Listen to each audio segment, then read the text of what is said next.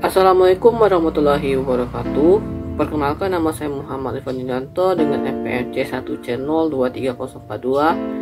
Di video kali ini saya akan memberikan cuplikan mengenai pilkada waktu saat saya pencoblosan untuk memilih wakil daerah, yaitu pemilihan calon gubernur Provinsi Bengkulu dan calon wali kota Kota Bengkulu.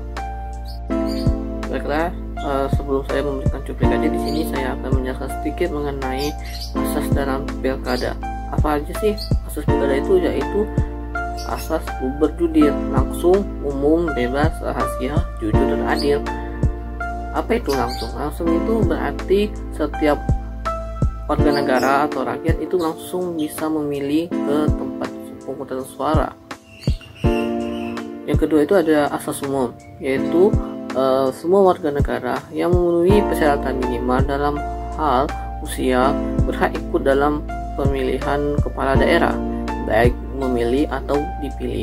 Yang kedua itu ada asas bebas, yaitu setiap warga negara yang telah memiliki hak memilih diberikan kebebasan dalam menentukan pilihannya tanpa ada tekanan dan paksaan.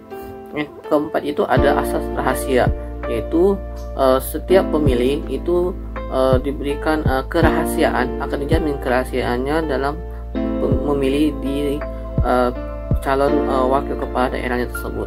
Yang kelima itu adalah asas jujur, yaitu menyelenggarakan pilkada, baik penyelenggara serta semua pihak yang terlibat harus bersikap bertindak jujur dan sesuai dengan peraturan yang berlaku.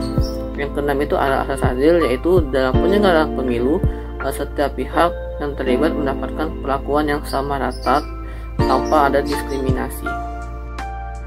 Ini saya sudah sampai di TPS saya, dan ini saya memberikan surat undangan untuk melakukan pilkada dan untuk pencoblosan. Dan inilah situasi menunggu panggilan untuk masuk di dalam TPS saya.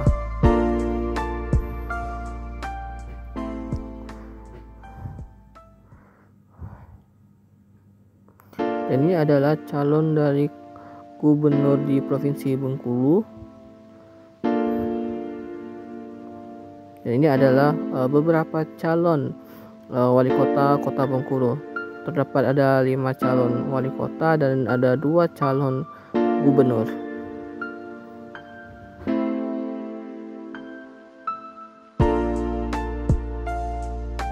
Dan ini situasi dari TPS saya dalam melakukan pencoblosan pilkada di Provinsi dan Kota Bengkulu.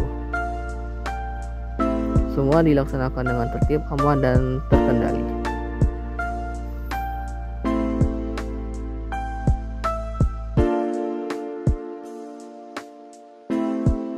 Ini saya sudah ada di dalam TPS, tinggal menunggu untuk masuk ke dalam bilik suara untuk melakukan pencoblosan. Ini saya melakukan pencoblosan dan saya memasukkan surat suara saya setelah saya melakukan pencoblosan ke dalam kotak suara.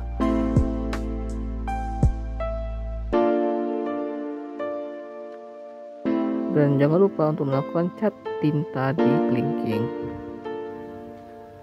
Baiklah, itulah tadi beberapa cuplikan bagaimana saya mencoblos di tempat TPS saya untuk melaksanakan pilkada. Nah, di sini saya akan jelaskan sedikit mengenai hukum demokrasi. Nah, hukum demokrasi adalah kumpulan aturan dan prinsip dan norma yang mengatur pelaksanaan demokrasi dalam suatu negara atau masyarakat. Nah, hukum ini berfungsi memastikan bahwa proses demokrasi berjalan sesuai dengan prinsip-prinsip keadilan, kesetaraan, partisipasi, dan penghormatan terhadap hak asasi manusia.